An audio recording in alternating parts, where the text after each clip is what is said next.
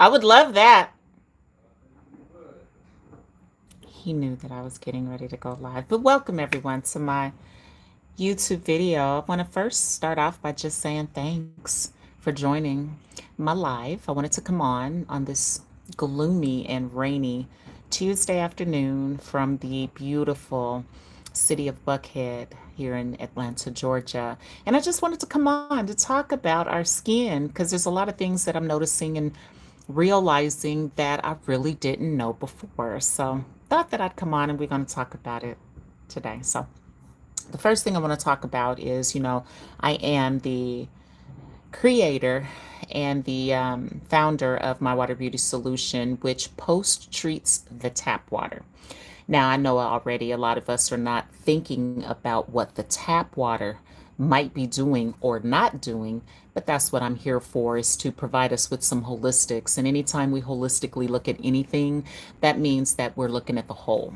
So the first thing I'd like to come on and just share is the fact that your skin is never dry. I hear so many individuals misspeaking by saying, my skin is dry or my scalp is dry, when quite frankly, your skin, your hair, those two are organs of the external body. So they are alive. And I never looked at my skin and my hair as something that was living, but it is. In fact, the skin is the largest organ of the human body. And in fact, the scalp, that's skin. I think a lot of brains tend to differentiate the scalp from the skin, but the scalp is the skin. It's the same surface that covers on your feet, that's on the palms of your hands. This skin is the same skin that's up in your head. So just thought that I'd come on to do some holistics, which will help you to not be so confused and hopefully help to increase your skin care regime. Because if you're anything like me, I suffered with eczema for a very, very, very long time. And a lot of times I have heard people say, well, what is eczema? Well, my research and studies revealed that eczema is clearly another word for soap scum left on your skin, because the eczema doesn't even occur until you take a bath. It's not like you get eczema for just laying out in the sun. So I realized, and I did some testing and researching and some studies, and all of that revealed that the whiteness that we all see on our skin that we call ashy, that's not dry skin. It's what has dried onto your skin, that your eye and you're feeling the tightness. And I never thought of that about that. So I say to everybody, the same soap scum that you see on your tubs and toilets is left on you after you use the same combination, which is the same soap and tap water that was used while you were standing in the shower. And I say to everybody, what do you use to get that soap scum off your tubs and toilets? We got to use some bleach, Ajax, Fabuloso. Are you going to put all that on your face after you've washed your face with tap water and soap? So now, understand everybody, I am a licensed esthetician. I hold a license. I just don't practice anymore. But I realized that beauty school taught me to put tap water and soap on our face, and no wonder we're struggling, because that's not the appropriate approach for everyone. Like, for instance, if you live in humidity, you can use the tap water and put some soap on your face, because the soap scum is never going to turn to a solid like it does when I'm down or when you're in a dry climate like Colorado. Now, a lot of individuals will say, Miss Tanya, climate don't have nothing to do with how my skin reacts. Yeah, it does. Your environment has everything to do with how your products react on your hair and skin, as well as how your hair and skin respond to those products that you're using. For instance, here in Georgia, which is where I'm at, in the beautiful, beautiful, beautiful city of Buckhead, where the humidity is at a 95% today. I just checked it.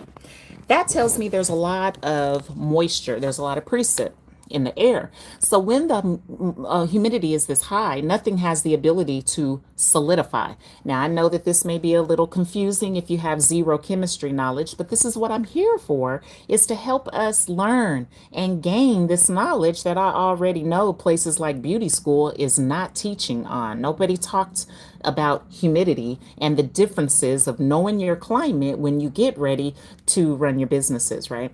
So back to the skin.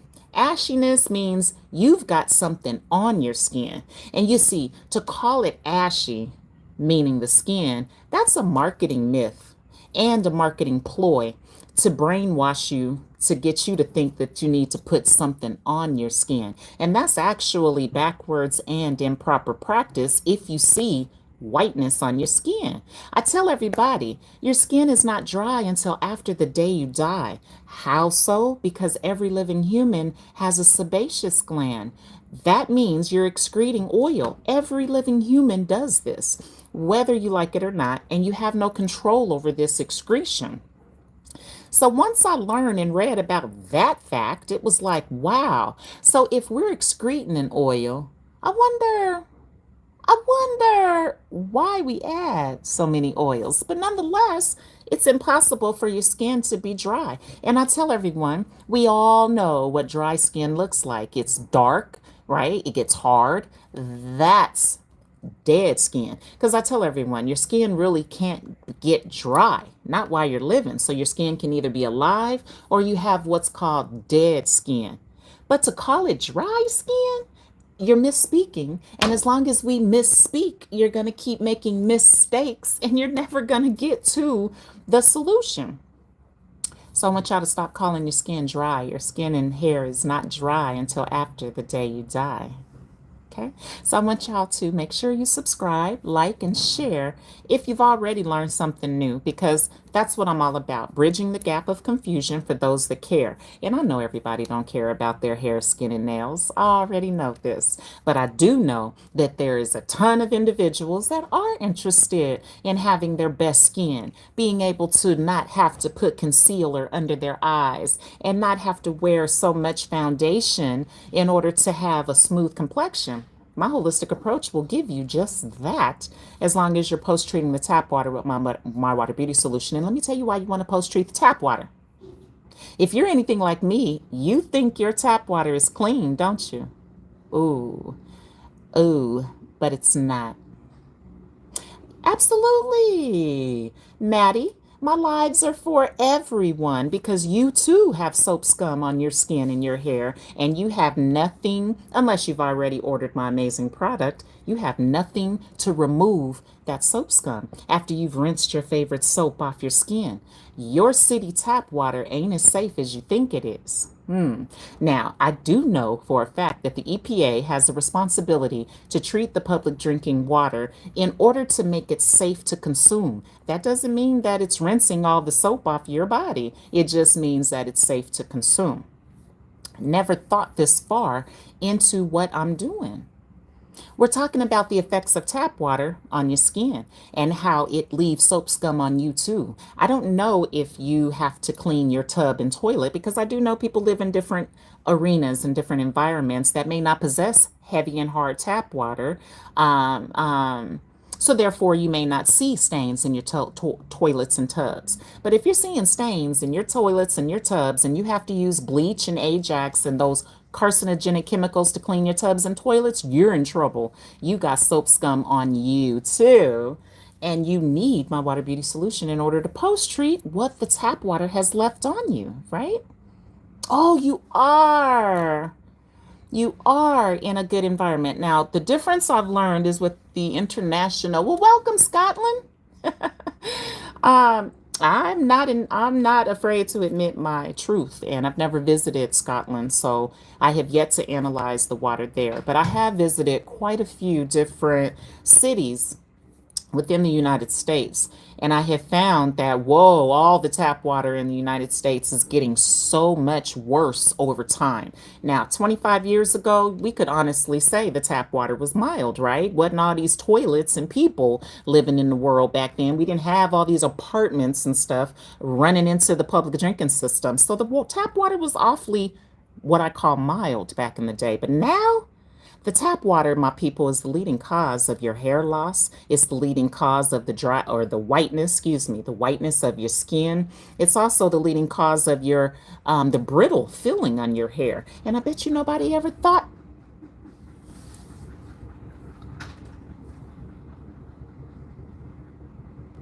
Sound like something was happening.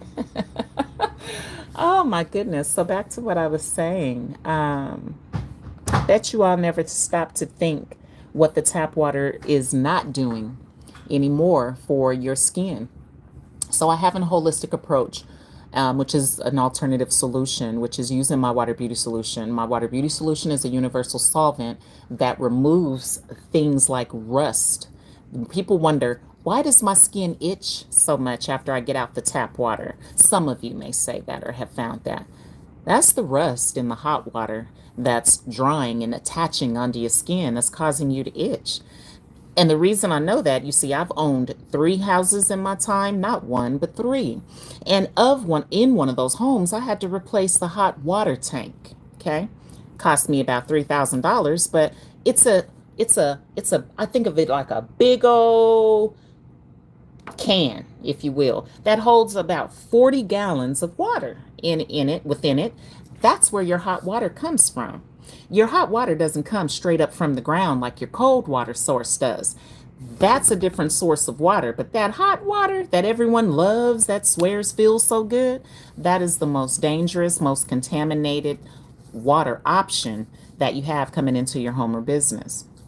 And if you're using your hot water, you got metals on your body like rust and lead when you get out the shower. And those metals are making it very difficult to remove the soap, all traces of your soap.